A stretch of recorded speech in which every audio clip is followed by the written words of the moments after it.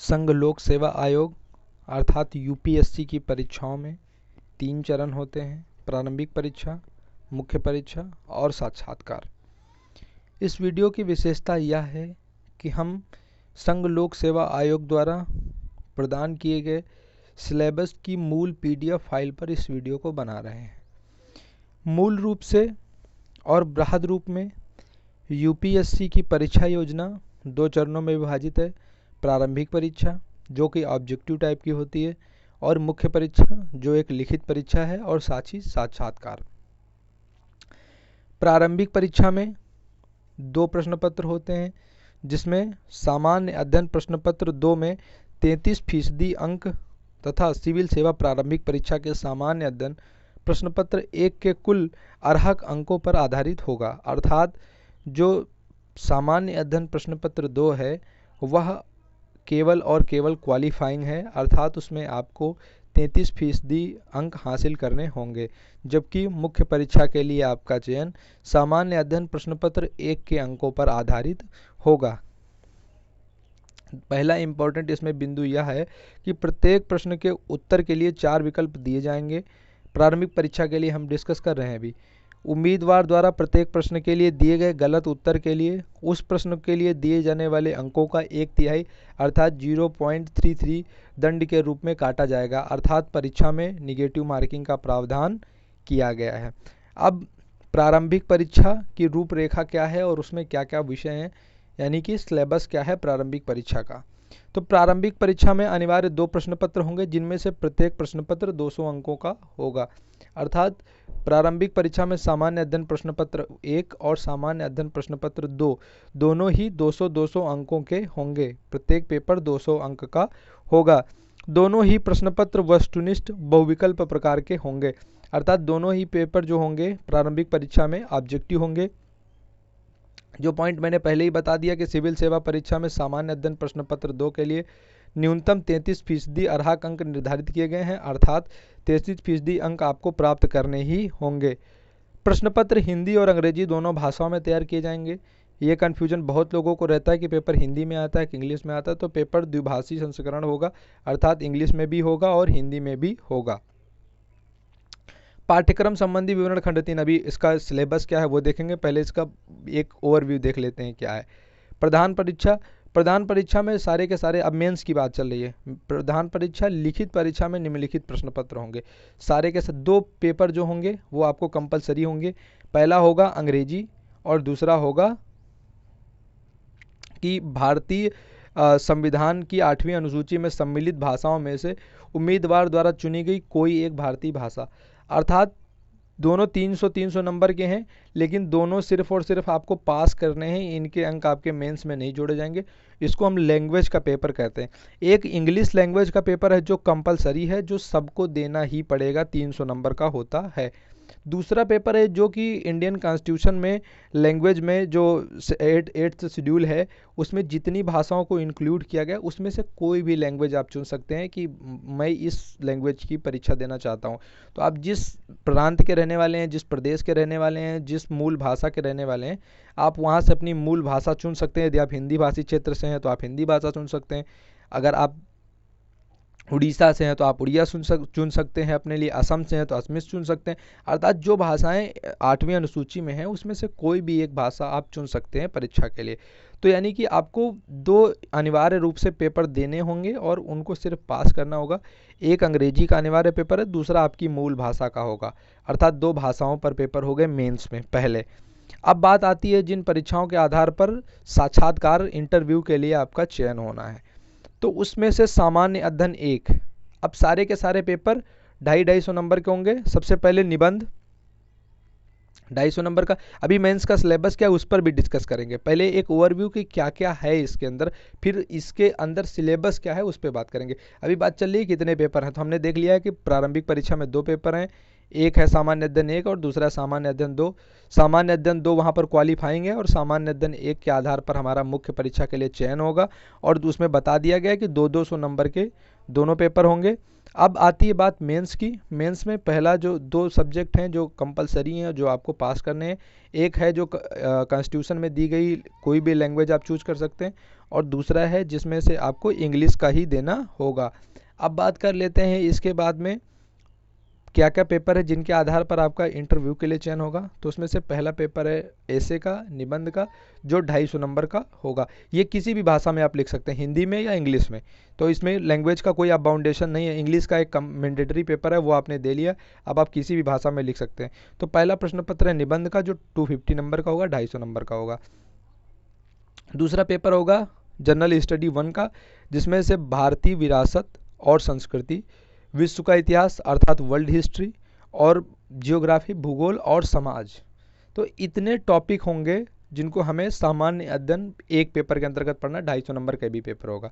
तो पहला हो गया निबंध का, दूसरा हो गया भारतीय विरासत और संस्कृति, साथ में विश्व का इतिहास और भूगोल और समाज। तो विश्व का इतिहास, भूगोल और समाज, ये सारी की सारी चीज़ें वर्ल्ड की पढ़नी है, और भारत का हमें विरासत और संस्कृति पढ़नी है मेंस के पेपर 2 के लिए।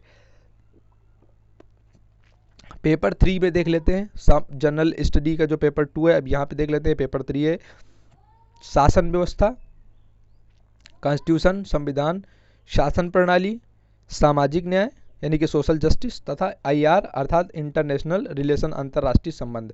ये जीएस 2 का पेपर है, ये भी 250 नंबर का ही है। इसमें हमको पढ़ना क्या है, गवर्नेंस पढ़ना है, कॉन्स्टिट्यूशन पढ़ना है, शासन प्रणाली पढ़नी है अर्थात एडमिनिस्ट्रेशन पढ़ना है, और सामाजिक न्याय सोशल जस्टिस, और आईआर इंटरनेशनल रिलेशन अंतर्राष्ट्रीय संबंध। पेपर 4 में बात करें, और सामान्य अध्ययन 3 का जो पेपर है जनरल स्टडी 3rd पेपर है, जिसमें हमें पढ़ना है प्रौद्योगिकी के बारे में, हमें पढ़ना है आर्थिक विकास के बारे में, हमें पढ़ना है इकोनॉमिकल डेवलपमेंट के बारे में, हमें पढ़ना है जैव विविधता के बारे में, हमें पढ़ना है बायोडाइवर्सिटी के बारे में, पर्यावरण इन्वायरमेंट के बारे में, सुरक्षा तथा आपदा प्रबंधन यानी कि डिजास्टर मैनेजमेंट, तो डिजास्टर मैनेजमेंट और सिक्योरिटी के बारे में। तो सिक्योरिटी, प्रौद्योगिकी, आर्थिक विकास, जैव विविधता, पर्यावरण, आपदा प्रबंधन और सुरक्षा, ये जीएस 3 के पेपर के अंतर्गत हमको पढ़ना है। ये पेपर भी 250 नंबर का ही होगा, 250 नंबर्स का ही होगा। अब बात करते हैं पेपर 5 की, और उसमें सामान्य अध्ययन 4 की। इसका नाम है सामान्य अध्ययन 4 पेपर का, और पेपर है 5वां, जिसमें नीति शास्त्र, सत्यनिष्ठा और अभिरुचि। ये आपकी जो स्किल है आपके अंदर, जो आपकी बौद्धिक क्षमता है, उसके बारे में इसमें जानकारी जांची जाती है। 250 नंबर का यह भी पेपर होगा, 250 अंकों का होगा। अब आ गई बात ऑब्जेक्टिव सब्जेक्ट की। तो देखिए मेंस में इस चीज़ को आप समझिए कि ऑब्जेक्टिव सब्जेक्ट अलग है और मैंडेटरी सब्जेक्ट अलग है। अर्थात जो भाषा का पेपर है, अंग्रेजी और एक कोई भाषा जो आप संविधान में दी हुई अनुसूची से ले रहे हैं, वो दोनों पेपर आपको देने ही पड़ेंगे और पास करने ही पड़ेंगे। उनके नंबर मुख्य परीक्षा में आपके साक्षात्कार के लिए नहीं जोड़े जाएंगे, लेकिन जो ऑप्शनल सब्जेक्ट है, उस ऑप्शनल सब्जेक्ट के नंबर आपके जोड़े जाएंगे इंटरव्यू के लिए। ऑप्शनल सब्जेक्ट में आप कोई भी ऑप्शनल सब्जेक्ट चूज कर सकते हैं, 2 ऑप्शनल सब्जेक्ट आप चूज कर सकते हैं, जिसमें से आपको एक होगा वैकल्पिक विषय प्रश्न पत्र 1 250 नंबर का, दूसरा होगा वैकल्पिक विषय प्रश्न पत्र 2 जो भी 250 नंबर का ही होगा। अब इसमें हम बात करें तो कुल मिलाकर के सारे अंकों को जोड़ करके 1750 बनते हैं, जिसमें से 275 नंबर इसके बाद में इंटरव्यू के आपको मिलते हैं, और कुल मिलाकर के 2025 इतने नंबर बनते हैं टोटल। इनके आधार पर आपकी मेरिट बनाई जाती है। तो यह बात हो गई कि प्रारंभिक परीक्षा और मुख्य परीक्षा के बारे में। भारतीय भाषा में और अंग्रेजी में, हाँ, जो आपको मैंडेटरी, मैंने अभी सब्जेक्ट वहाँ पे दोनों बताए कि दोनों आपको पास करने होंगे। जैसे कि वहाँ पे पीटी में था कि हमको 33% नंबर लाना था, यहाँ पर हमको इंग्लिश में और अपनी सब लैंग्वेज में दोनों में 25% अंकों को स्कोर करना है 300 में से। तो जो 300 नंबर के दोनों पेपर हैं, इसमें से हमको क्या करना है, 25% जो अंक हैं हमको, वो हमको यहाँ पर लेकर के आना है दोनों से आधार पर। तो अब बात कर लेते हैं जो लैंग्वेज, फिर वहाँ पे पूरा उल्लेख किया गया है कि कौन कौन सी लैंग्वेजेज हैं जिनको आप यहाँ पे चूज कर सकते हैं। अब हम बात करेंगे सिलेबस के बारे में कि सिलेबस क्या है। तो पीटी के लिए पेपर 1 जीएस का सिलेबस क्या, पहले देख लेते हैं। 200 अंक का पेपर होगा, 2 घंटे का हमको समय मिलेगा। 2 घंटे में, और इस पेपर में क्या क्या पूछा जाता है पहले देख लेते हैं, फिर मैं इसका इन डिटेल भी बताऊंगा। पहले देखते हैं है क्या क्या इसके अंदर। राष्ट्रीय और अंतर्राष्ट्रीय महत्व की सामयिक घटनाएं पहले पॉइंट पर लिखा गया, सिलेबस लिख रहा है। इसका मतलब है सीधे सीधे करंट अफेयर्स। भारत का इतिहास और राष्ट्रीय आंदोलन। देखिए भारत का इतिहास आपको पढ़ना है और भारतीय राष्ट्रीय आंदोलन आपको पढ़ना है। भारत के इतिहास के अंतर्गत प्राचीन इतिहास, मध्यकालीन इतिहास और आधुनिक इतिहास तीनों शामिल है। साथ ही साथ भारतीय राष्ट्रीय आंदोलन अलग से शामिल है। भारत एवं विश्व का भूगोल, भारत का भी भूगोल पढ़ना है आपको, विश्व का भी भूगोल पढ़ना है। और इसमें पढ़ना क्या है आपको, भारत एवं विश्व का प्राकृतिक, सामाजिक, आर्थिक भूगोल पढ़ना है आपको। सोशल जियोग्राफी पढ़नी है, इकोनॉमिकल जियोग्राफी पढ़नी है और इसके अलावा आपको नेचुरल जियोग्राफी पढ़नी है, इंडिया की भी और वर्ल्ड की भी। इसके बाद में भारतीय राजतंत्र और शासन, इसमें आपको संविधान, राजनैतिक प्रणाली, पंचायती राज, लोक नीति, अधिकार संबंधी मुद्दे।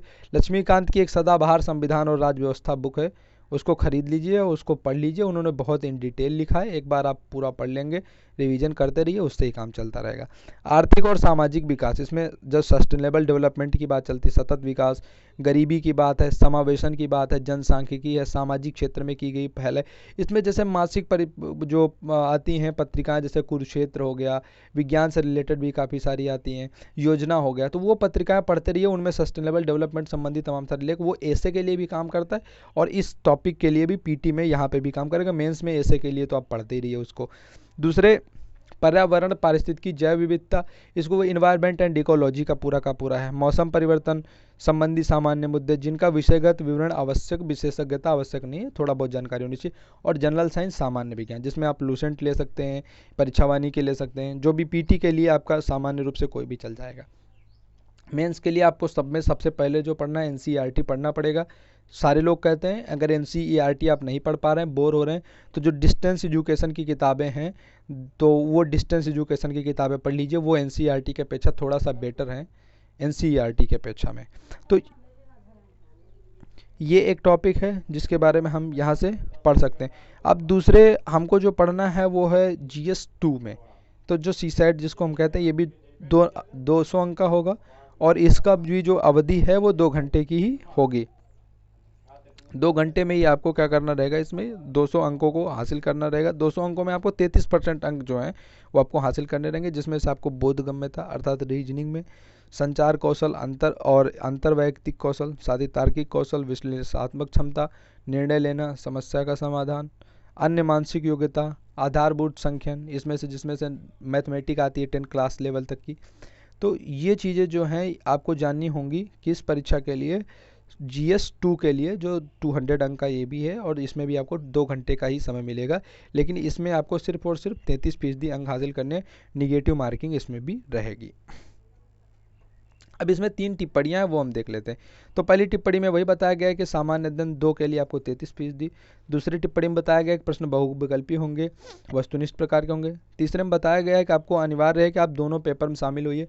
ऐसा नहीं है कि आप एक पेपर में शामिल हों और दूसरे पेपर में ना शामिल हों, ऐसे में आपको अयोग्य ठहराया जाएगा।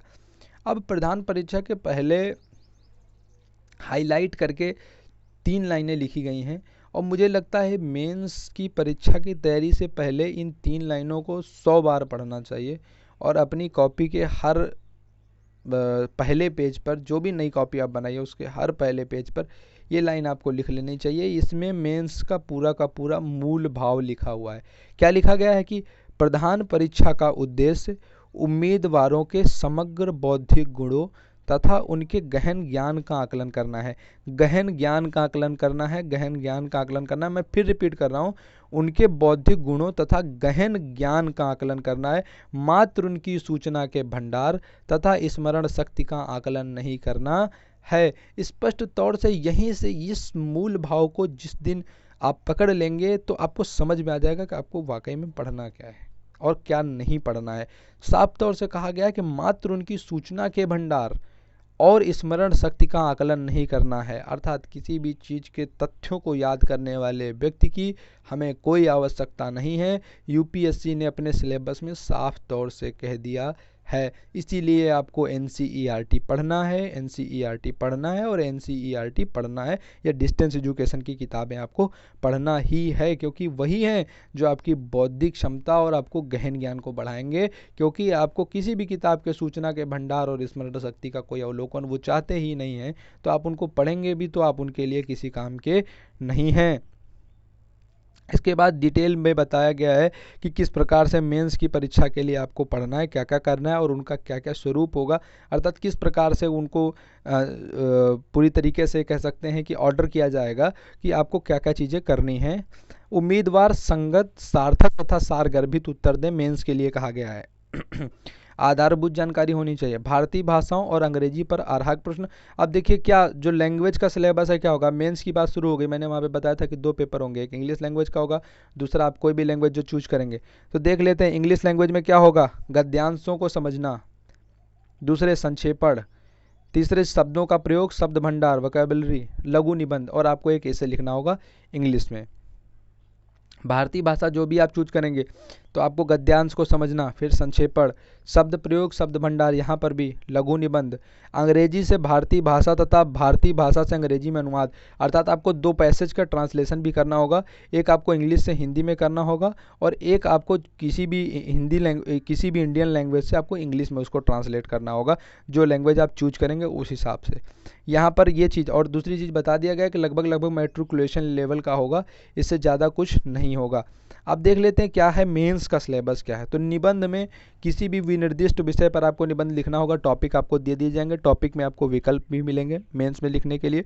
आप अपनी सटीकता से, प्रभावशाली तरीके से, क्रमबद्ध तरीके से आप बढ़िया निबंध लिख दीजिए और आपका ये हो जाएगा। यही इन्होंने कहा है अपने सिलेबस में कि उनसे आशा की जाती है कि अपने विचारों को निबंध के विषय के निकट रखते हुए क्रमबद्ध करें तथा संक्षेप में लिखें।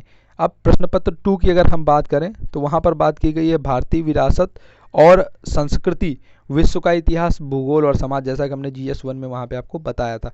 अब इसमें आपको पढ़ना क्या क्या है। भारतीय संस्कृति में प्राचीन काल से आधुनिक काल तक के कला के रूप, साहित्य, वास्तुकला के मुख्य पहलू शामिल हैं। अब इसके लिए यहाँ पे किताब की बात करते हैं। यही किताबें आपको प्री में भी काम आ जाएंगी, बाकी प्री में आप बेसिक किताबें कोई भी पढ़ते रहिए, लेकिन जो मेंस के लिए किताबें हैं वही किताबें आपको प्री में भी मदद करेंगी। आप बेहतर होगा आप मेंस की तैयारी के साथ ही प्री की शुरुआत करें। भारतीय संस्कृति में प्राचीन काल से आधुनिक काल तक के कला के रूप, अर्थात क्या आर्ट था, लिटरेचर क्या था, और जो है वास्तुकला उस समय कैसी थी, उस समय का जो आर्किटेक्चर था वो किस तरीके का था, इसके मुख्य पहलू शामिल हैं, अर्थात मंदिर निर्माण, स्तूप निर्माण, इन चीज़ों से, कला में पेंटिंग्स का क्या रोल रहा है, स्टार्ट से भीमबेटका की गुफाओं से लेकर के फिर मंसूर और तमाम सारे बढ़ते हुए आगे। तो साहित्य में, लिटरेचर में क्या रहा है, कौन कौन सी पुस्तकें लिखी गई, किस किस समय में लिखी गई, किन किन चीज़ों का उनमें विवरण मिलता है, इन चीज़ों के बारे में हमें जानकारी होनी चाहिए। तो प्राचीन, मध्यकालीन, आधुनिक तक का पूरा समग्र इतिहास हमें जानना है, यहाँ पे उनकी संस्कृति को जानना है, लिटरेचर को जानना है। दूसरे टॉपिक में कहा गया है पॉइंट में, 18वीं सदी के लगभग मध्य से लेकर वर्तमान समय तक का आधुनिक भारतीय इतिहास, जिसमें मॉडर्न हिस्ट्री की हम बात करेंगे। फिर हम बात करेंगे इंपॉर्टेंट इवेंट्स के बारे में, महत्वपूर्ण घटनाओं के बारे में, व्यक्तित्व के बारे में, किसी पर्सन के बारे में जानेंगे, और जानेंगे सब्जेक्ट के बारे में, कुछ विषयों के बारे में। तो 18वीं सेंचुरी से लेकर के वर्तमान में, ये सिलेबस में लिखा गया है कि 18वीं सेंचुरी से लेकर के वर्तमान में जितना भी और मॉडर्न का इतिहास है, आधुनिक इतिहास है, सारी की सारी इंपॉर्टेंट जो घटनाएं हुई हैं, चाहे उनके ईयर से रिलेटेड हो, चाहे उनके इफेक्ट से रिलेटेड हो, चाहे उनके काजेज से रिलेटेड हो, क्योंकि क्या है कि मेंस में कारण और प्रभाव पर ही आपको लिखना होगा अधिकांश तौर से, बाकी जितना आप कलेक्ट कर पाए इन्फॉर्मेशन। स्वतंत्रता संग्राम की बात कर लेते हैं।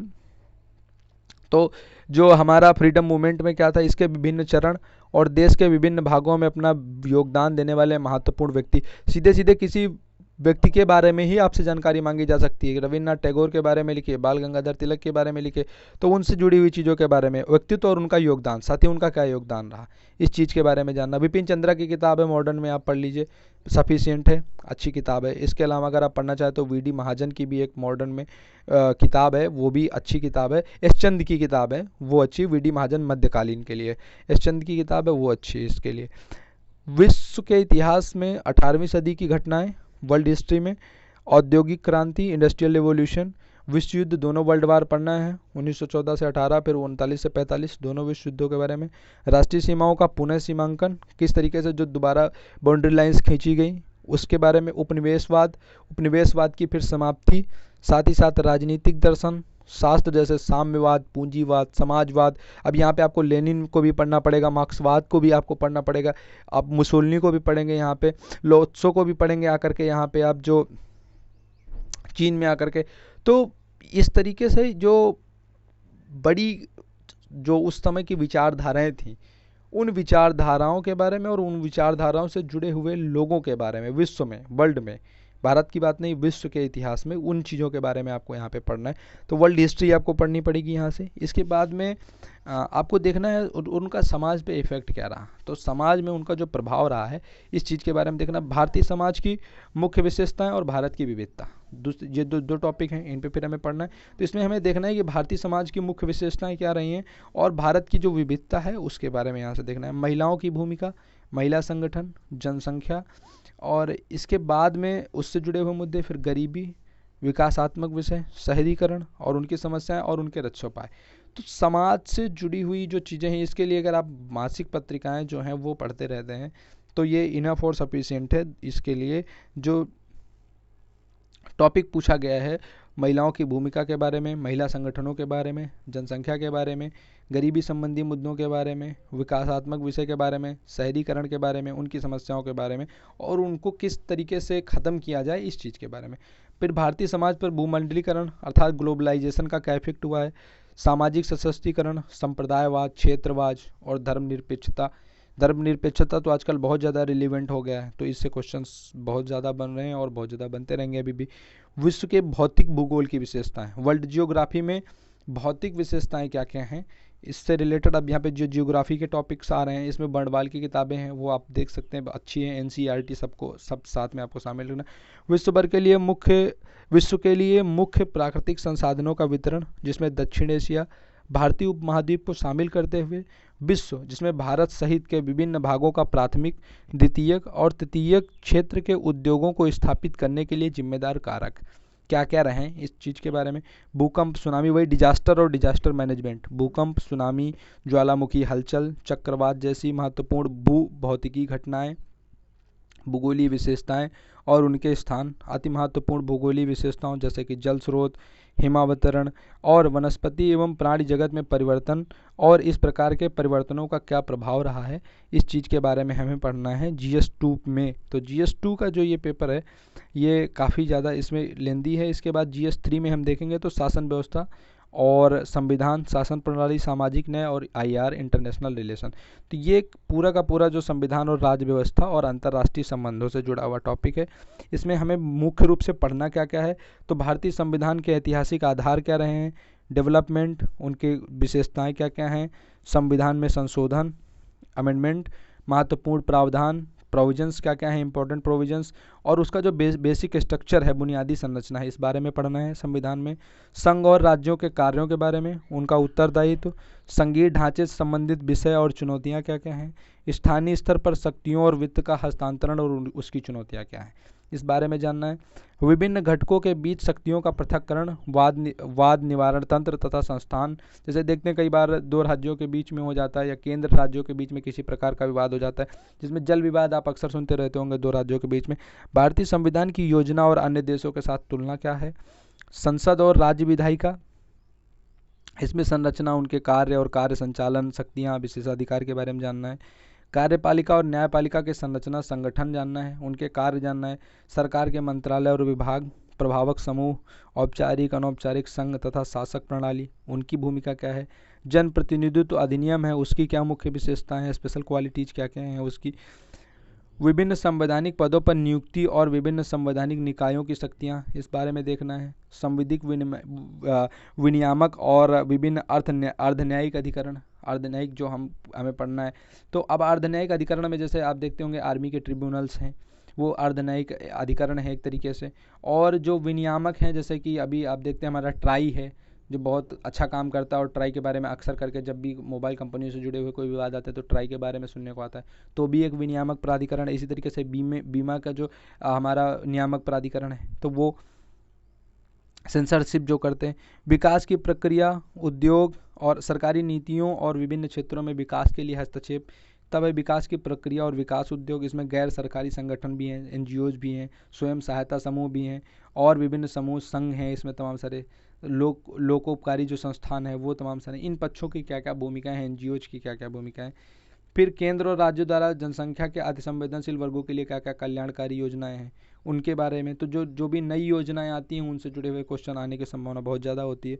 स्वास्थ्य, उसके बाद में हेल्थ, फिर शिक्षा, मानव संसाधन यानी कि जो ह्यूमन रिसोर्स है उससे जुड़े हुए क्वेश्चंस, गरीबी और भूख से संबंधित विषय बहुत इंपॉर्टेंट है, शासन व्यवस्था, पारदर्शिता। इन टॉपिक्स को आप देख रहे हैं ना, तो किसी बुक में आप घुस करके तो पढ़ नहीं सकते हैं, सिवाय इसके कि आप डेली के डेली बेसिस पे अच्छे न्यूज़पेपर्स को पढ़िए। इंग्लिश में है तो जो आपको अच्छा पेपर लग रहा है और जो रिकमेंड किए जा रहे हैं द हिंदू से लेकर के तमाम सारे, हिंदी भाषा में तो खैर अच्छे पेपर कोई बहुत ज़्यादा ऐसे रिलीवेंट अवेलेबल नहीं है, फिर भी कोशिश करिए कि संपादकीय कॉलम पढ़िए जिन अखबारों में अच्छे छपते हैं। तो हिंदी में तो आपको मैक्सिमम 2 से 3 अखबार लेने पड़ेंगे, तब जा कर के आपको सफिशिएंट नॉलेज मिल पाएगा मेंस लिखने के लिए, क्योंकि किताबों में घुस करके आप इतना ज़्यादा किसी टॉपिक को नहीं पढ़ सकते हैं, सिवाय इसके कि जब तक आप उसको डेली बेसिस पे अपनी ज़िंदगी में अमल में नहीं लेकर के आएंगे। तो कोशिश यही करिए कि जुड़ी हुई चीज़ों को रोज़ का रोज़ थोड़ा थोड़ा पढ़ते रहें, थोड़ा थोड़ा जानते रहें और थोड़ा थोड़ा सीखते रहें, क्योंकि इसकी डिमांड ही ऐसी है कि जिसमें आपको पढ़ना कम है और सीखना ज़्यादा है।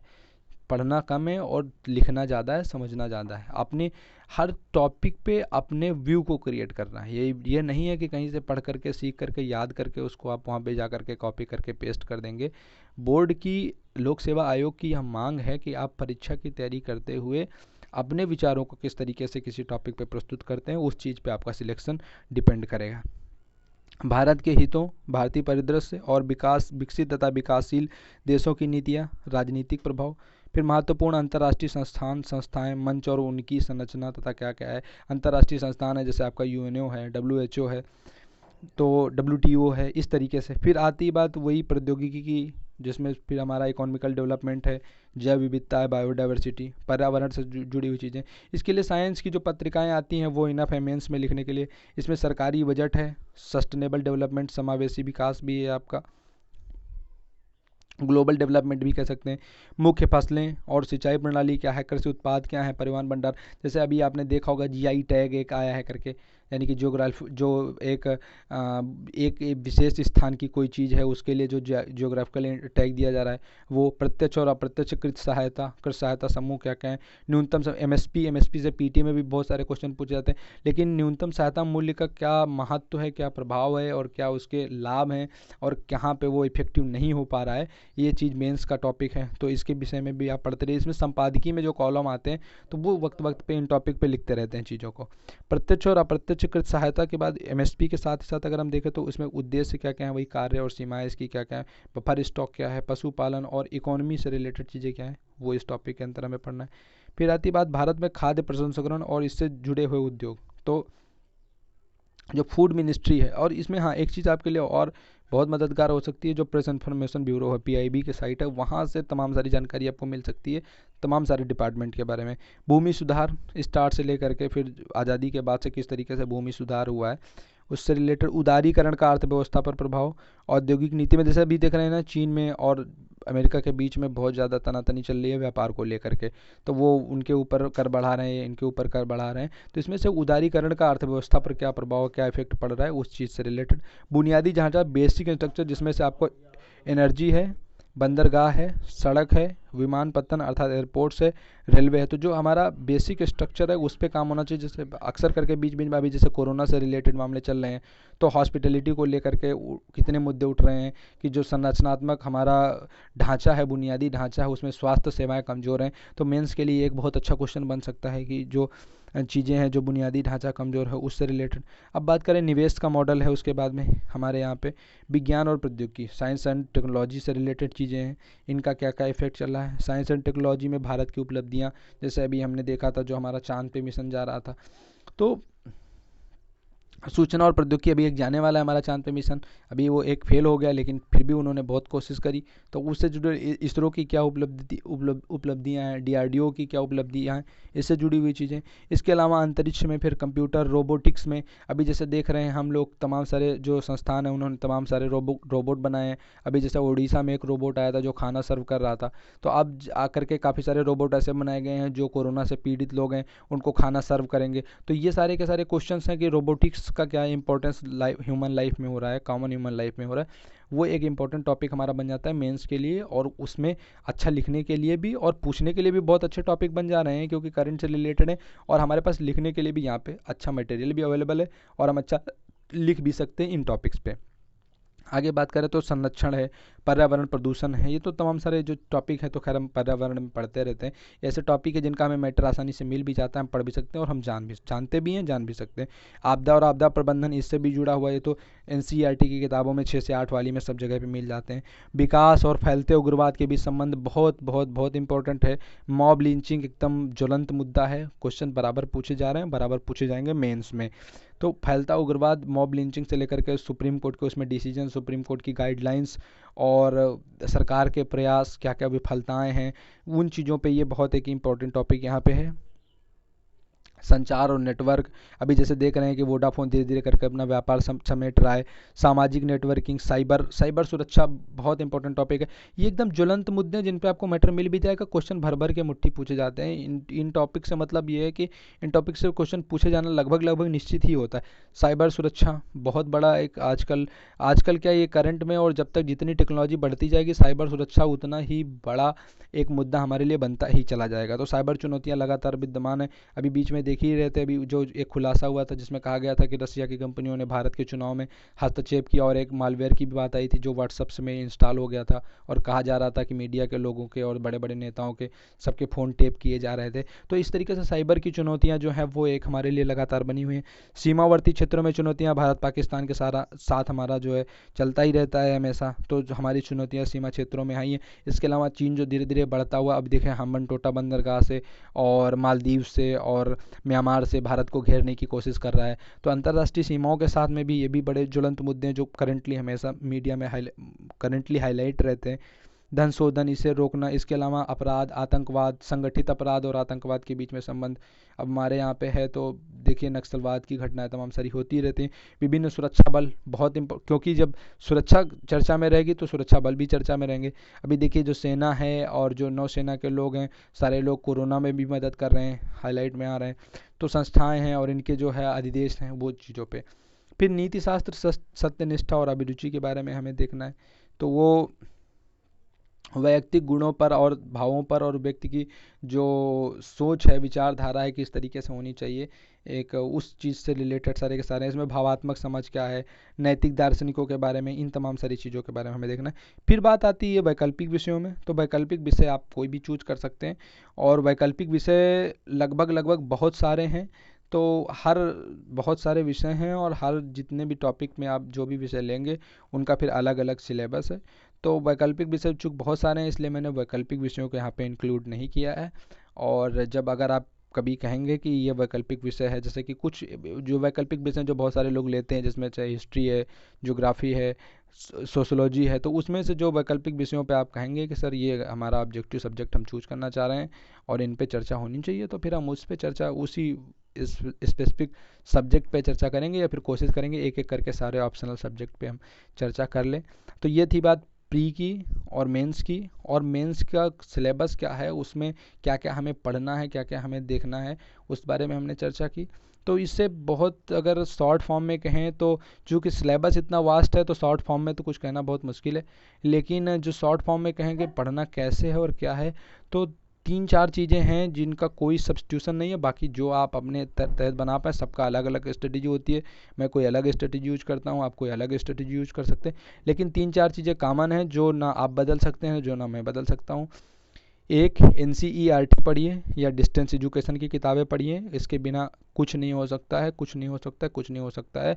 लिख करके कहीं पर कोई रख लीजिए आप बिल्कुल। तो NCERT बिल्कुल कंपलसरी है। डेली न्यूज़पेपर, और उसमें ख़ास तौर से नदी में डूबे 2 मरे 4 गए, इधर भाग गए उधर भाग गए, उनको पढ़ने से कोई मतलब नहीं है। सिर्फ संपादकीय के कॉलम और पीछे के पेज पे जो इंटरनेशनल इवेंट्स के बारे में छपता है वो, ये इन 2 टॉपिक के बारे में आप पढ़िए। बाकी पूरा पेपर छोड़ दीजिए, वो कहीं नहीं पूछा जाना है, समय की बर्बादी है। बाकी कुछ नहीं है, वो कहीं नहीं आने वाला है। तो जो आने वाला है उसमें से संपादकीय का कॉलम मेंस के लिए, इंटरनेशनल, और पहले पेज को आप थोड़ा सा ओवरव्यू कर लीजिए, ताकि अगर पहले पेज पे कुछ इंपॉर्टेंट छपा है तो वो आप देख लीजिए। इसके अलावा अगर आप देखें तो आपको जो मासिक पत्रिकाएं हैं करंट के अलावा जो छपती हैं, जिनमें लोग बुद्धिजीवी लोग अपने लेख लिख रहे हैं, उसमें आप कोई भी, हम किसी का नाम नहीं लेंगे, लेकिन फिर भी आप जैसे बेसिकली मार्केट में अगर फॉर एग्जांपल देख लें तो योजना है, कुरुक्षेत्र है, साइंस से जुड़ी हुई 3-4 पत्रिकाएं हैं, वो तो उसमें से कोई भी जो आपको ठीक ठाक लग रही हैं वो आप ले लीजिए और उनको निरंतर पढ़ते रहिए। ऐसे में ये जो 3-4 चीज़ें हैं, अगर आप ये निरंतर करते रहते हैं तो आप अपने आप को बहुत क्लोज ले जा सकते हैं इन परीक्षाओं के मेंस में, क्योंकि प्री और मेंस के साथ ही प्री की तैयारी भी आपकी होती रहेगी। तो अगर करंट आप बहुत अच्छे से करंट को देख रहे हैं और हिस्ट्री को करीब से जाकर के, जियोग्राफी को करीब से जाकर के, इन्वायरमेंट को आप करीब से जाकर के देख रहे हैं, जलवायु परिवर्तन बड़ा मुद्दा हो गया आजकल, जो रियो डी जेनेरियो के बारे में आप सुनते रहते हैं, जो Rio 20 है, और जो वैश्विक संगठन है देखते रहते हैं, G18 बैठक चल रही, G20 बैठक चल रही है, तो वो तमाम सारी, फिर दक्षिण एशियाई सहयोग संगठन है, वो तमाम सारी चीज़ें। तो इसमें ये है कि इसको अगर आप एक बेसिक में देखते रहते हैं तो फिर क्या है कि इन्वायरमेंट के साथ साथ, पर्यावरण के साथ साथ, तो फिर आप पीटी और मेंस को एक बैलेंस में ले करके आ सकते हैं। तो ये थी बात कुछ इंपॉर्टेंट सिलेबस डिस्कशन पे और कुछ बुक्स के बारे में। हिस्ट्री में हाँ कुछ बुक छूट गई हैं जो प्री के लिए इंपॉर्टेंट हैं, तो जैसे कि आप उसमें भूगोल में आप बर्नवाल देख लीजिए, एनसीईआरटी के साथ सारे में एनसीईआरटी कॉमन जुड़ा हुआ है। इन्वायरमेंट के लिए आप देख सकते हैं, परीक्षावाणी के लिए प्री की सिर्फ बात कर रहा हूँ, उसके लिए करंट अफेयर्स के लिए आप कोई भी प्रेस इन्फॉर्मेशन ब्यूरो की साइट के साथ साथ आप कोई भी मासिक पत्रिका पढ़ सकते हैं, या यूट्यूब पे जो बहुत सारे लोग क्लास लेते हैं उसमें से कोई क्लास ज्वाइन कर सकते हैं जिसमें आपको लगे कि ठीक ठाक मैटर मिलता रहता है मेंस के लिए। एक ग्रेडअप से भी आप अगर देखें तो उनके पास भी जो मटेरियल है प्री के लिए, वो करंट का, वो भी उनका मटेरियल अच्छा है, उससे आप पढ़ सकते हैं अगर आपको ठीक लगता है तो। ऐसे करके आप प्री से जुड़ सकते हैं। हिस्ट्री के लिए आप एस चंद की किताब ले लीजिए, विद्याधर महाजन की किताब ले सकते हैं। मध्यकालीन के लिए तो प्राचीन, मध्यकालीन, आधुनिक के लिए अलग अलग ले लीजिए। समराइज फॉर्म में पढ़ना है तो किरण की ले सकते हैं, फैक्चुअल नॉलेज उसमें अच्छा दिया गया है। तो ये आपका हो सकता है। ज्योग्राफी में आपको बर्नवाली दोनों में पढ़ना है, विश्व के भूगोल के लिए भी और भारत के भूगोल के लिए भी बहुत अच्छी डीप जानकारी चाह रहे हैं तो माजिद हुसैन को पढ़ सकते हैं। लक्ष्मीकांत की किताब है, आप पढ़ सकते हैं, जिसमें आपको संविधान और राज्य व्यवस्था के लिए। तो इस तरीके से कुछ मौलिक किताबें हैं जिनको आप पढ़ सकते हैं। बाकी क्लास 10 लेवल का है जो CSET में है, तो CSET की आप उस हिसाब से तैयारी कर सकते हैं, रीजनिंग और हिंदी कॉम्प्रहेंशन, इंग्लिश कॉम्प्रहेंशन के साथ में, और बेसिक मैथमेटिक्स 10th लेवल की। तो ये था आज का वीडियो। PDF फाइल मैं डिस्क्रिप्शन में ऐड कर दे रहा हूँ, वहाँ से आप सारे के सारे लोग इसको डाउनलोड कर सकते हैं। Thank you so much.